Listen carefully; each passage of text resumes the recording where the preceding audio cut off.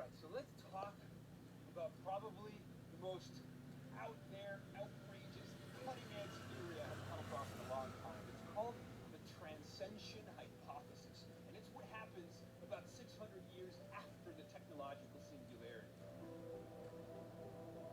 The transcension hypothesis by John Smart is an attempt to explain or to account for Fermi's paradox, which is the question that asks, if the universe is so vast, there's trillions and trillions of galaxies with solar systems with planets similar to ours that had way more time to develop intelligent life and intelligent life that created technology and so on and so forth.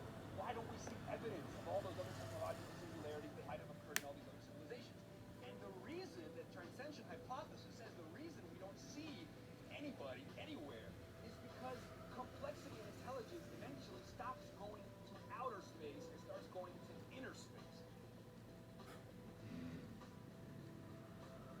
Consider the iPhone in your pocket, which is a million times cheaper, a million times smaller, and thousands more powerful than a computer that was $60 million and half a building 40 years ago. So you have, a billion-fold increase in price and performance, and then you have this miniaturization that continues. So when you consider the fact that, 25 years from now, trillions of times more intelligent computers will be 1,000 times smaller than today's microprocessors, you start to see that we have what's called STEM compression, space, time, energy, and matter compression.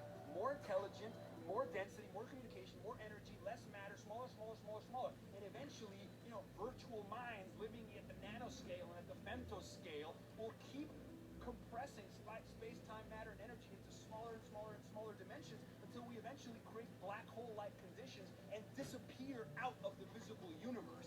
And so the destiny after the technological singularity for all civilizations like ours is transcension, which is essentially to disappear out of this space-time reality that we know of into a black hole-like environment created by us, and then slingshot into the future and meet every other civilization over there. Transcension.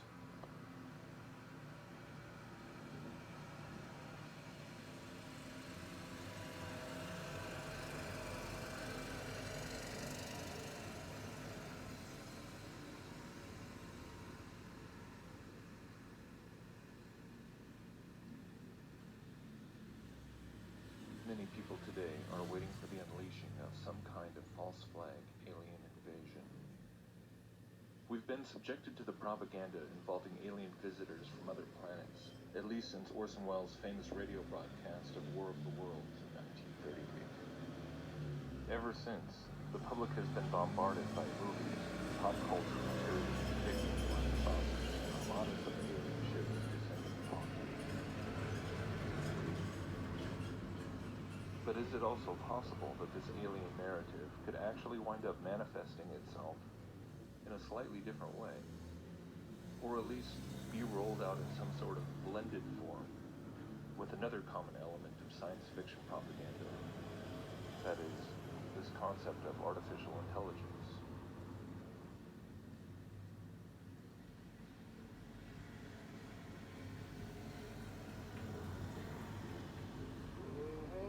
Master control program everybody's been talking about. With the information I can access, I can run things 900 to 1,200 times better than anyone. Good morning, Dr. Chandler. This is Hal. My CPU is a neural net processor, a learning computer. It's against my programming to impersonate a deity. I'm sorry, Dave. I don't have enough information.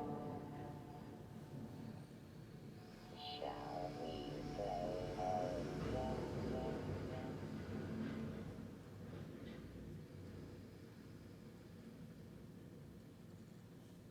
Now, if quantum theory is indeed at its core pseudoscience based on hollow theories, designed to take ancient occult concepts of mysticism and witchcraft, and repackage them in such a way as to reintroduce them to the world under the guise of materialistic science, effectively creating a cover story for the interaction with the spiritual realm, under the pretext that it is just mechanical physical forces of matter and energy that are being engaged with, rather than the broad spectrum of electromagnetic forces which seem to in fact cross over between both our physical realm and the spiritual realms. Then what might all this mean then, to see that now quantum theory is being applied in the arena of quantum computing, and quantum computing in turn is being hailed as the breakthrough technology that will usher AI into the next level. So I'm Colin Williams. I'm the Director of Strategy with D-Wave Systems. We're the world's first quantum computing company. We've sold several of our systems already to customers like Google, so we're sort of well into this already. I'd like to talk today, though, about an idea that is really just beginning to crystallize now, in that it looks to us like the best use case of quantum computers is going to be in accelerating machine learning systems. In recent decades, computers have become more and more powerful. But computers, as we know them today, have a major limitation. They can only perform one calculation at a time. In the Quantum Photonics Research Group at the Niels Bohr Institute, we are researching the processing of data by way of quantum technology. We are working on developing tomorrow's quantum photonic chips based on light in the form of photons instead of electrons. That is photonics instead of electronics. We are working to exploit the strange properties of the quantum world. So I'm going to talk about how we see quantum computing as being the key to really making a powerful artificial intelligence in the future.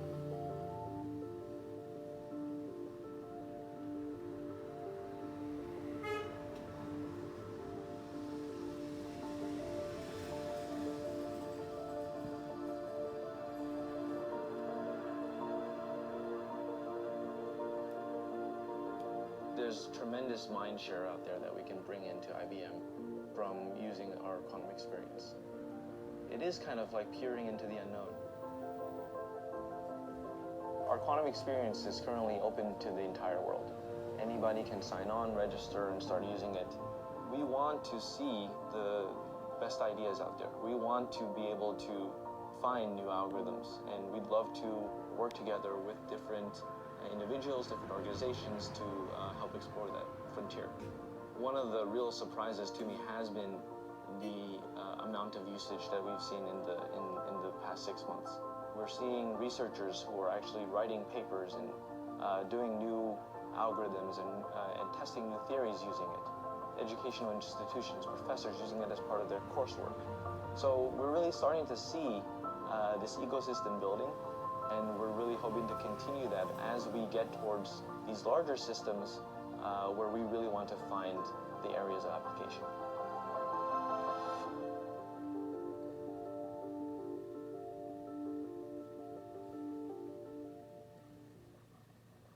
The quantum world is fundamentally different from our more familiar classical world: nature, buildings, animals, people, everything that we can perceive with our senses.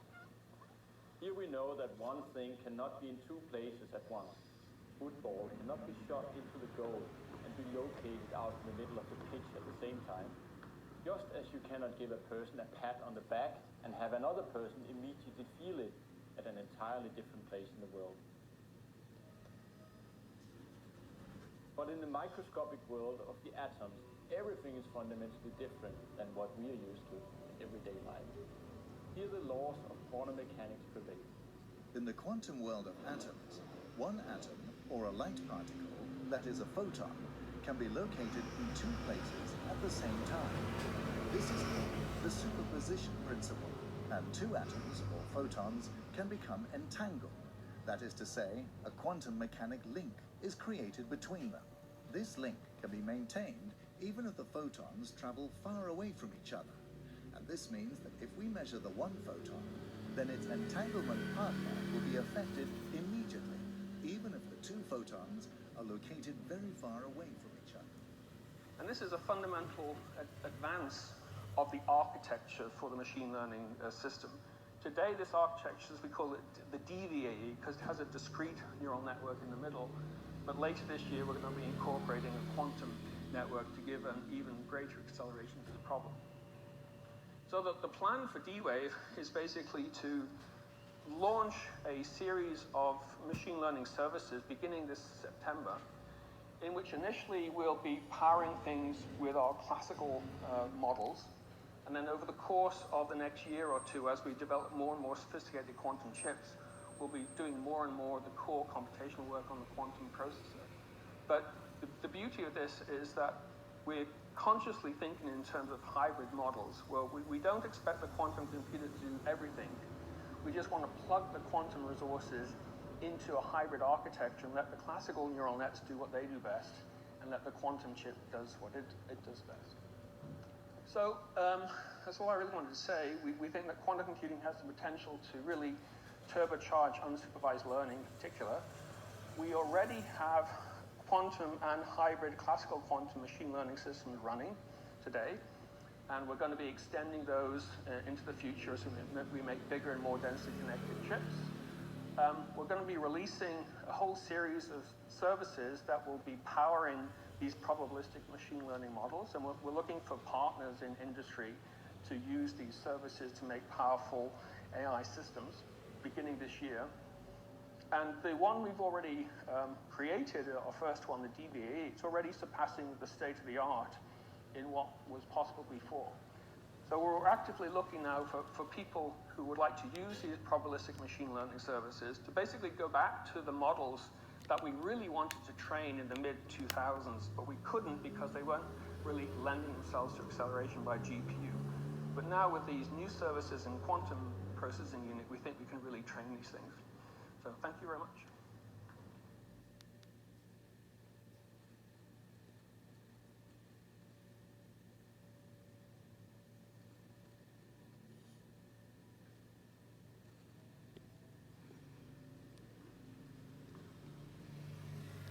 Personally, I find it extremely peculiar that quantum physics, with its bizarre counterintuitive concepts such as quantum entanglement and superposition, etc., were ideas that for decades only seemed to exist on the blackboards and textbooks of theoretical physicists.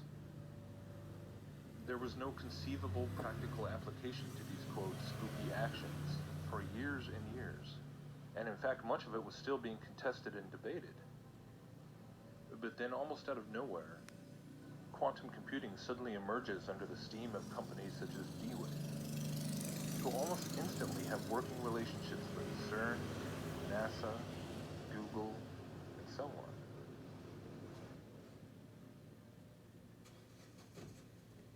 These infamous black cubes have been described by their own executive as an altar to an alien god, and they claim to be able to pull complex solutions right out of this quantum realm of qubits, like a fortune teller consulting her crystal ball.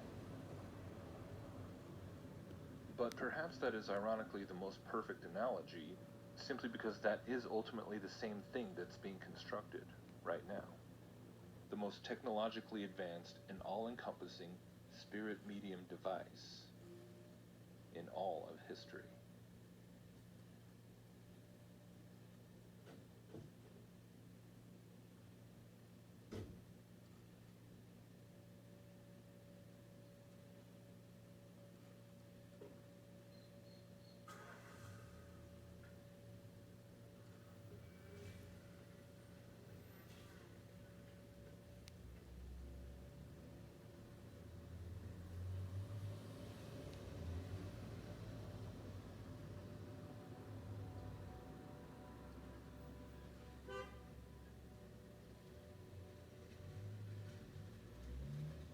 In many ancient temples and sacred structures, it is interesting to note that oftentimes they consisted of a square or rectangular base, topped with a circular or domed roof.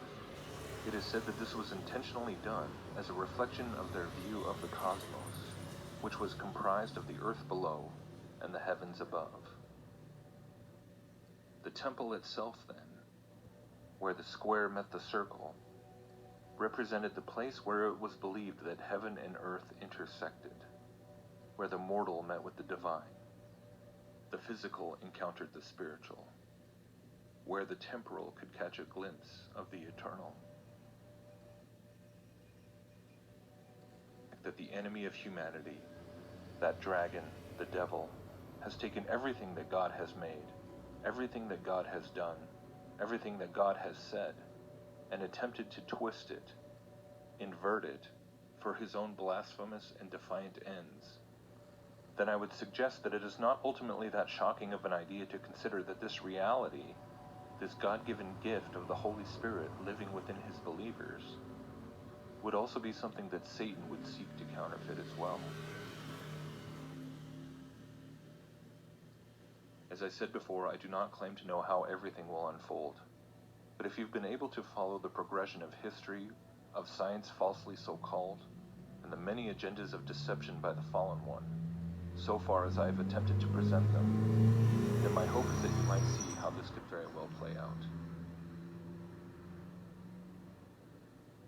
When we couple all of this with the other recent development of the rollout of the new 5G wireless system, which is being fast-tracked by the corporate technocrats with frightening haste,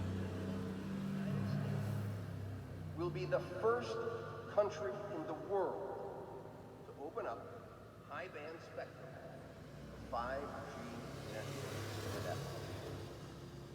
And that's damn important.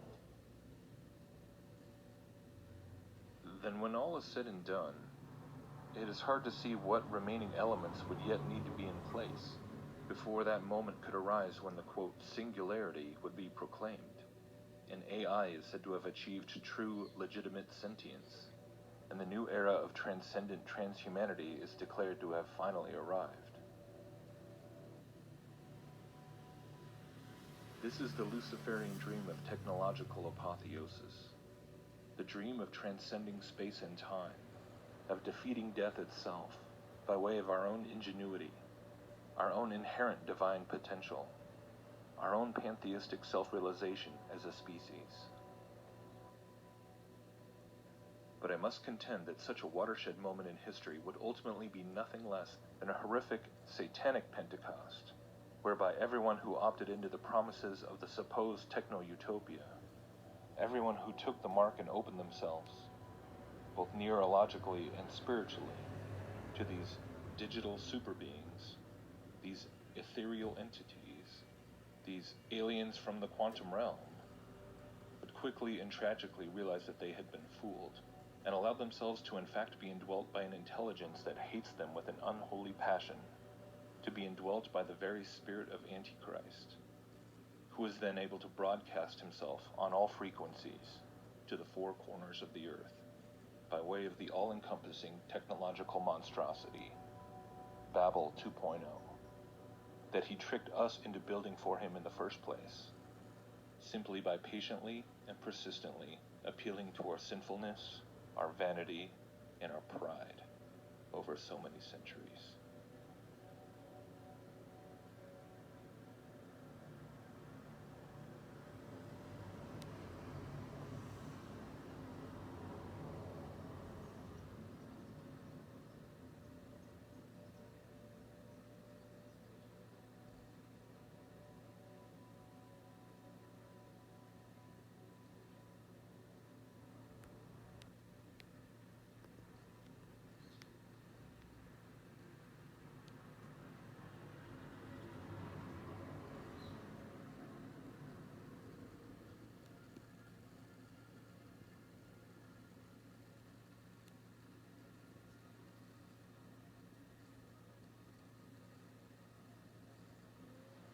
According to the Bible, every single person on the earth was born into the middle of a war. This war, however, is ultimately won or lost, not on blood-soaked battlefields, or in secret underground military installations, or even in the unseen realms of the heavens above.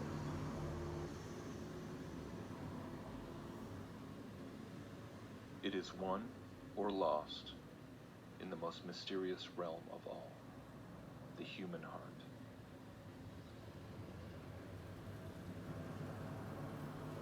The real battle for heaven and earth is already over. The victory is already decided. Death has already been overcome. The keys to Hades are already in the hands of the one who died and rose again. The conclusion has already been prophesied.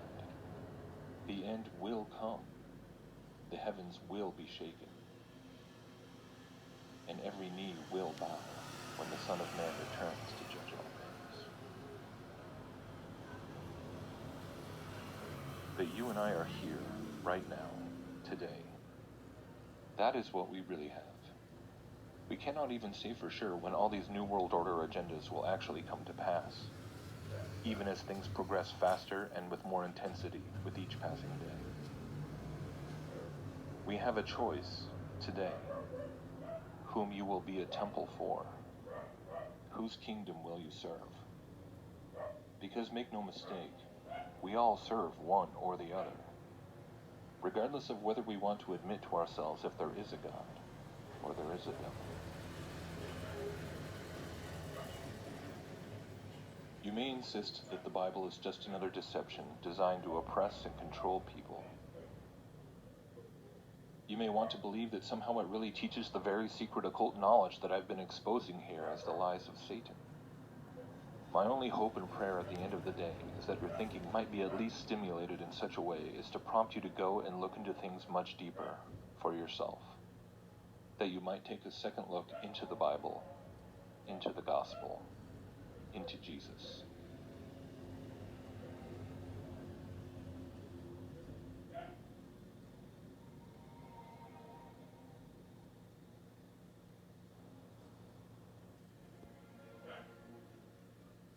Ultimately, this is more important than any other conceivable topic of research. Far more important than trying to comprehend how the mechanics of the heavens really work, or unlocking the secrets of vibrational energy, or trying to decode every piece of twisted propaganda and occult symbolism that is constantly fed through the mainstream media. As this cosmological awakening continues to expand and grow, we see more and more people arguing over what the real map looks like. Arguing over how the luminaries really move. Arguing over whether the Jews or the Jesuits or the Freemasons are really at the top of the Illuminati pyramid, and so on. But when all is said and done, there's really only one thing that you absolutely, unequivocally have to get right.